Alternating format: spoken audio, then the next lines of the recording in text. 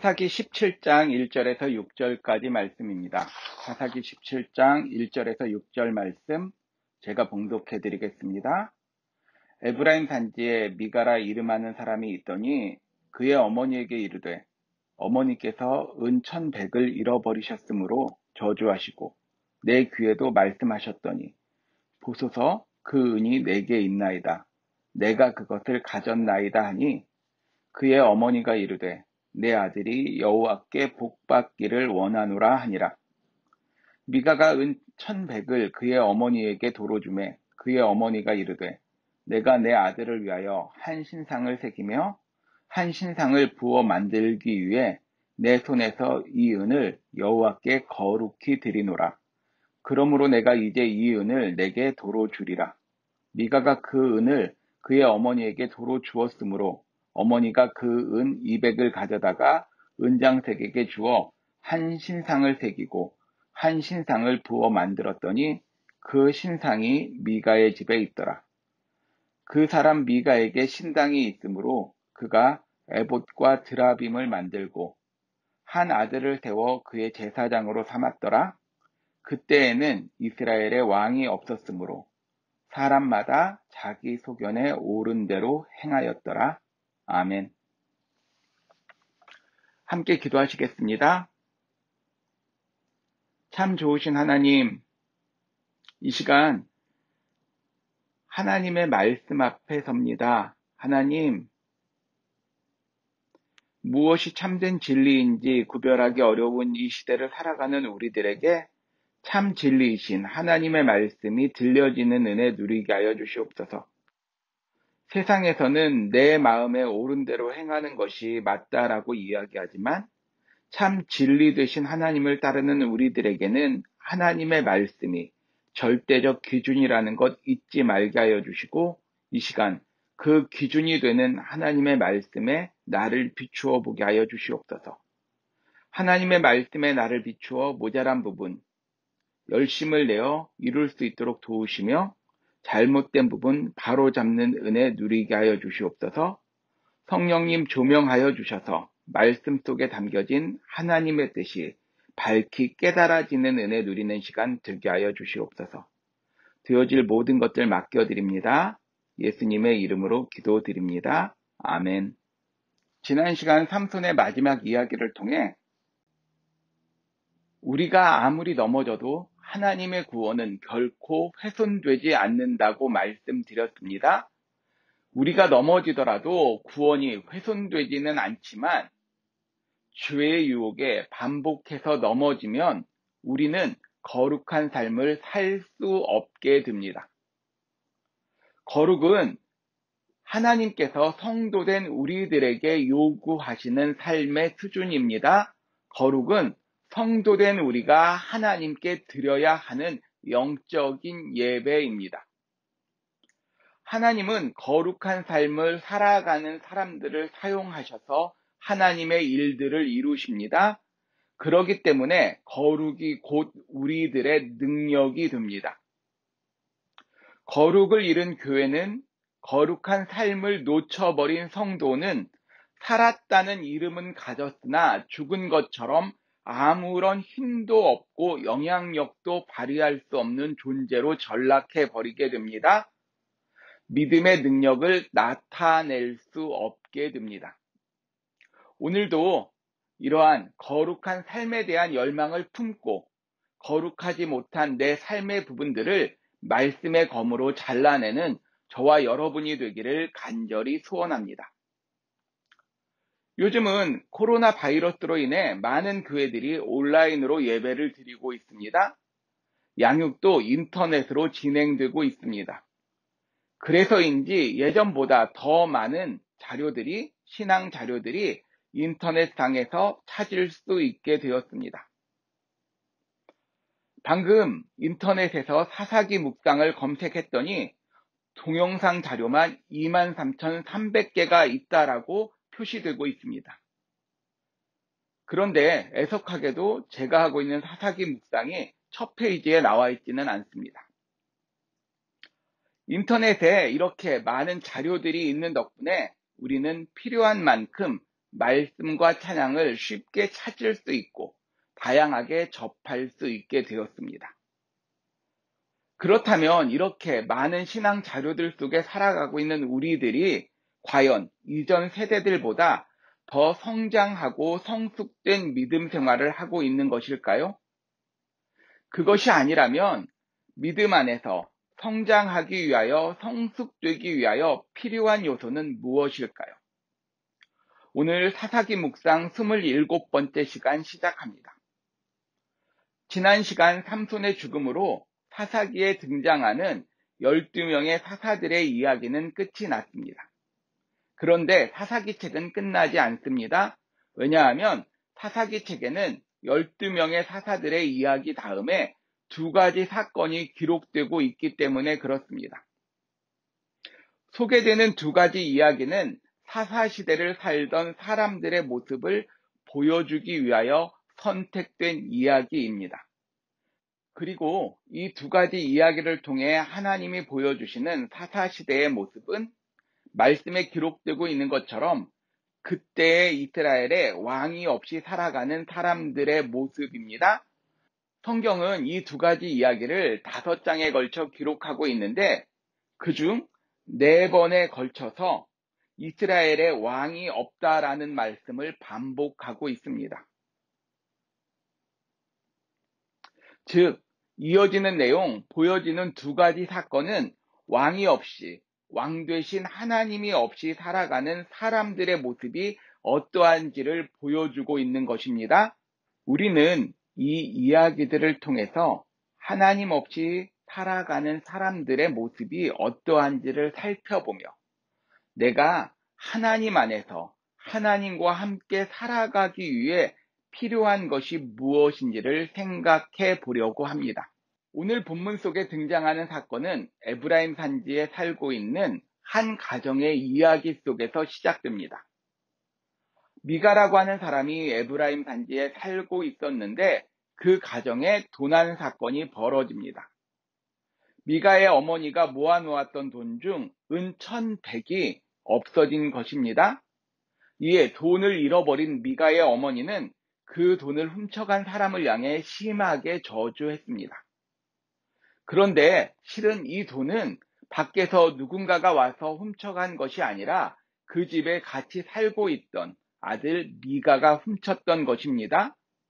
미가는 어머니가 하는 그 저주를 듣고 나자 마음이 영 찜찜해져서 그 돈을 어머니에게 돌려주고 있습니다.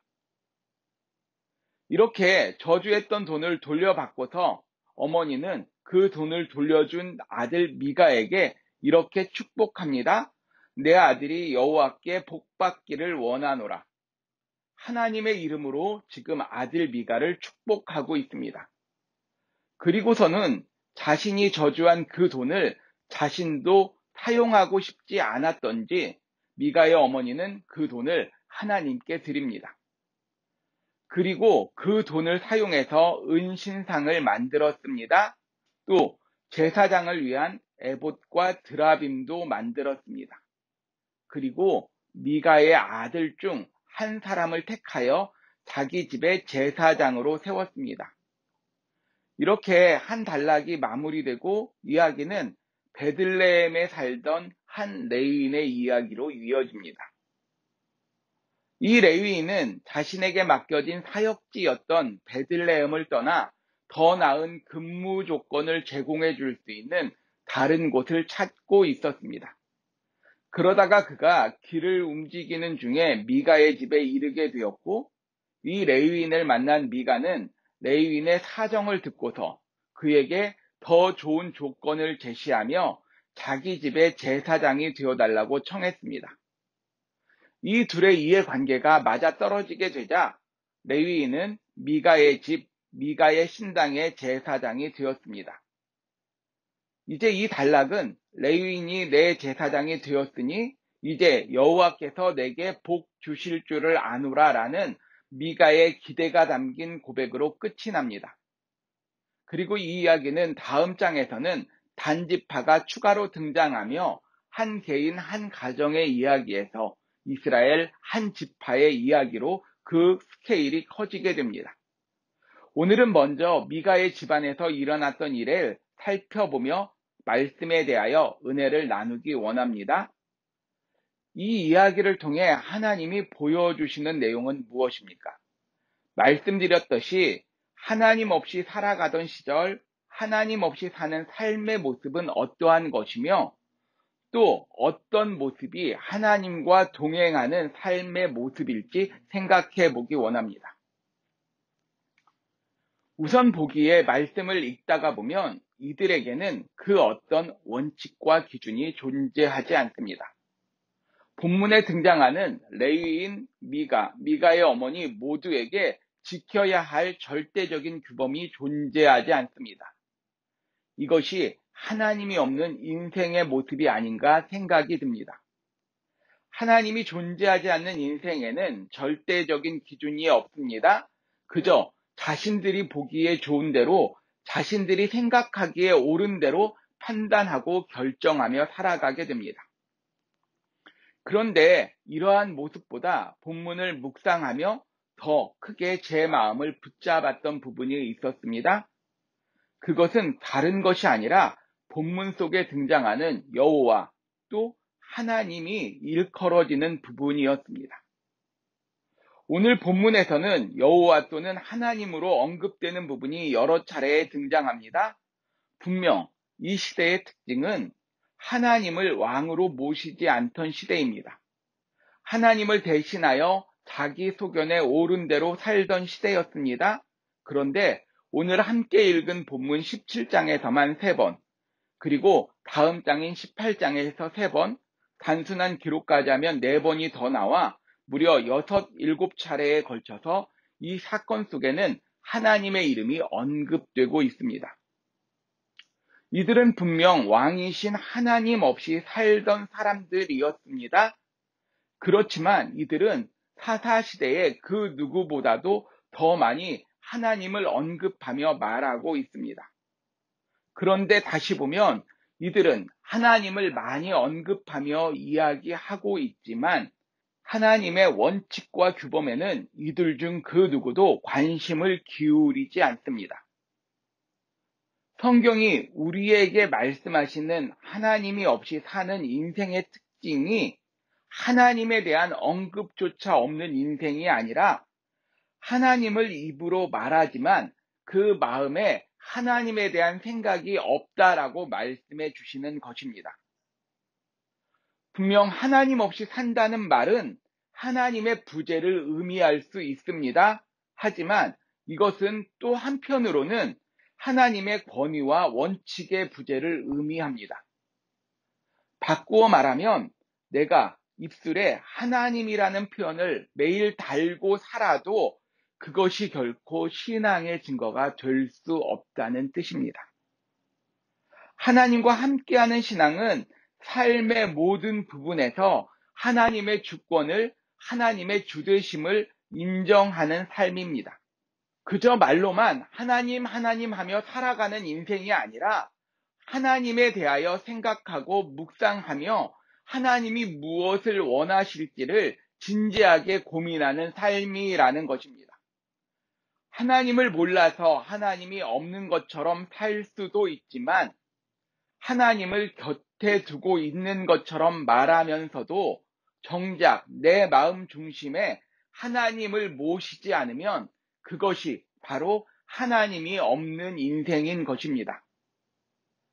하나님을 부르는 나의 입술에 진심이 담기지 않으면, 진정성이 담겨지지 않는다면 그것은 불신앙의 또 다른 모습일 뿐입니다. 우리가 사는 이 시대는 그 어떤 시대보다도 쉽게 말씀을 대할 수 있습니다. 인터넷을 조금만 뒤지면 원하는 말씀을 얼마든지 찾을 수 있습니다. 아니, 신앙적인 이야기를 듣기 위하여 수고하지 않아도 우리는 정말 많은 신앙적인 이야기들을 접할 수 있습니다. 하지만 이것이 우리가 사사시대의 이스라엘보다 더 신앙적이라고 하는 근거가 결코 될 수 없습니다. 내 삶이 왕이신 하나님과 함께하고 있다는 증거가 될 수 없습니다. 정말 중요한 것은 지금 내 마음 중심에 누가 있느냐 하는 것입니다. 내 판단과 선택의 기준이, 원칙이 과연 무엇을 따르고 있느냐 하는 문제입니다. 매일 하나님을 부르며 살더라도 내 마음 중심이 하나님의 원칙, 하나님의 말씀을 떠나서 내 눈에 좋은 대로, 내 생각에 옳은 대로만 행한다라면 그것이 바로 그때에는 그들에게 왕이 없으므로 자기 소견에 옳은 대로 행하였다는 사사기의 말씀에 지적받는 인생이 될 수밖에 없습니다. 하지만 하나님을 부르는 시간이 길지 않더라도 매 순간 하나님이라면 어떻게 생각하실까를 생각하며 살아가는 인생이라면, 마음속으로 하나님이 원하시는 일과 싫어하시는 일을 분명하게 구분지으며 살아가는 인생이라면 그 인생은 하나님과 함께하는 인생이라 불리울 것입니다. 오늘 이 말씀을 함께 나누는 저와 여러분 모두에게 하나님의 말씀이 마음 중심에 자리 잡는 은혜가 임하게 되기를 간절히 소원합니다. 내 눈에 옳은 대로, 내 판단에 좋은 대로 선택하고 결정하는 것이 아니라 내 선택, 내 결정 내려놓고 하나님, 당신의 뜻이 무엇입니까? 겸손히 엎드리며 주님의 뜻을 구하는 은혜가 저와 여러분에게 임하게 되기를 간절히 소원합니다. 그리고 그런 삶의 자세로 살아갈 때에 하나님이 보시기에 저들의 인생 가운데는 왕인 하나님이 함께 하신다라고 하는 것이 하나님의 눈에, 우리 주변의 이웃들의 눈에 분명하게 보여지는 귀한 은혜 누리시게 되기를 간절히 소원합니다. 함께 기도하시겠습니다. 하나님이 없는 시대라고 해서, 왕 되신 하나님을 모시지 않는 시대라고 해서 하나님의 이름을 부르지 않았던 것이 아닙니다. 레위인은, 미가의 가족들은 하나님의 이름을 참 많이 언급하였지만 하나님, 그들의 마음 중심에는 하나님의 뜻과 하나님의 원칙에 대한 생각 자체가 없었음을 발견하게 됩니다. 하나님, 이 시간 이 말씀에 나를 비추어 보게 하여 주시옵소서. 내 마음 중심에 자리 잡고 있는 원칙이, 판단의 근거가, 선택의 이유가 무엇인지 생각할 줄 아는 은혜 누리게 하여 주시옵소서. 입술로만 하나님 부른다고 하여 그것이 믿음의 삶이 아니라 정말 마음 안에 진심을 담아, 진정성을 담아 하나님의 뜻을 헤아리려고 할 때에, 말씀 속에서 하나님의 뜻을 붙들려고 할 때에 비로소 하나님과 함께하는 삶을 살 수 있다는 것 기억하게 도와주시고, 하나님, 오늘부터 나의 삶이 달라지는 은혜 누리게 하여 주시옵소서. 말씀의 홍수 속을 살고 있지만 말씀의 기근 겪고 있지는 않은지 돌이켜보게 도와주시며, 하나님, 진정한 말씀을 붙들고 사는 인생이 다른 것이 아니라 마음 중심에 하나님의 말씀 담아두며 사는 인생인 것 다시 한번 깨닫게 하여 주시옵소서. 오늘도 주님의 말씀을 듣게 하여 주셨사오니 이 말씀 내 마음 중심에 담아두고 내 삶을 비추어 보며 옳지 않은 것들 바로잡고 살아갈 때에 주께서 주시는 한량없는 은혜 가운데서 나를 향하신 하나님의 뜻과 계획 발견하는 은혜 누리는 우리 모두 되게 하여 주시옵소서. 오늘도 살아계시며 우리의 삶을 말씀 가운데로 이끌어 주시는 예수 그리스도의 이름으로 기도드립니다. 아멘.